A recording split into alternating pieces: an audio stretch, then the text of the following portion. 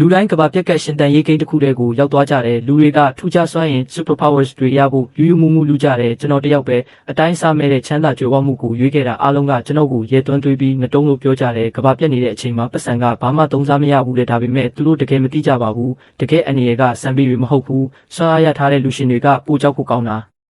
အဲ့ဒီနောက်စနစ် system ရဲ့ကြီးညာတန်ထွက်လာတယ်ကျွန်တော်တို့ကစားသမား300စလုံးဂိမ်းတွေကိုတန်းရောက်သွားတယ်တကယ်တော့ကျွန်တော်တို့အားလုံးအပြင်လောကမှာတည်ဆုံသွားခဲ့ကြတာဖြစ်ပြီးဘဝတည်ရဖို့ဒုတိယအကြိမ်မြောက်အခွင့်အရေးအနေနဲ့ဒီကဘာပြက်ဂိမ်းထဲမှာအဆုံးထိရှင်တန်ရမှာဖြစ်ကြောင်းစနစ်ကရှင်းပြတယ်နောက်တစ်ဆင့်ကတော့စတင်မဲ့ပစ္စည်းတွေ starting items ရွေးရမှာ symbol ကပစ္စည်းတွေကိုကျွန်တော်အကြမ်းဖျင်းကြည့်လိုက်တယ်အများအားဖြင့်တော့စွမ်းအားမျိုးပါပဲတခြားသူတွေကတော့အဲ့ဓာတွေကိုရဖို့အတီး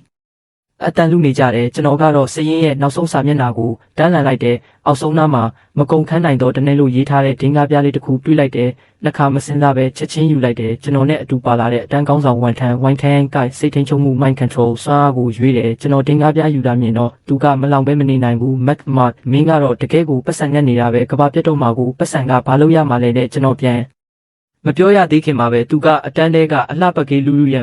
န်ပက်လက်သွားတယ်သူမကအချစ်ရဲ့စွမ်းအား power of love ဆိုတာကိုရွေးထားတာလူသားအလုံးငါ့ကိုချစ်မိသွားအောင်လုပ်နိုင်တဲ့စံပီတွေတောင်ငါအချစ်ကိုမလွန်ဆန်နိုင်စေရဘူးစစ်မှန်တဲ့အချစ်ရဲ့ကာကွယ်မှုနဲ့ဆိုရင်ငါဧကန်အမှန်ရှင်းတန်းနိုင်မှာပါလေပစ္စည်းတွေအားလုံးရွေးပြီးသွားတော့စနစ်ကထပ်ပြီးကြီးညာတယ်အားလုံးရဲ့စွမ်းရည်တွေကိုလေ့ကျင့်ဖို့နဲ့လာမယ့်စစ်ပွဲအတွက်ပြင်ဆင်ဖို့အချိန်တစ်နှစ်ပေးမယ်ကဘာပြက်က Apocalypse Mode ကနောက်10နှစ်လအကြာမှာတရားဝင်စတင်မယ်ဒီဂိမ်းထဲကနေအနိုင်ရသူတယောက်တည်းပဲထွက်သွားနိုင်မယ်နောက်ဆုံးကြံရစ်သူပဲစူးကြီးကိုရရှိမယ်ဒီစီးမြင်းကိုကြားလိုက်ရတော့အားလုံးရဲ့မျက်နှာအမူအရာချက်ချင်းပြောင်းသွားတယ်အဖွဲဖွဲဖို့စဉ်းစားထားတဲ့သူတွေတောင်တယောက်ကိုတယောက်တန်တရားမျက်လုံးတွေနဲ့ကြည်လာကြတယ်ဒီရှင်တန်း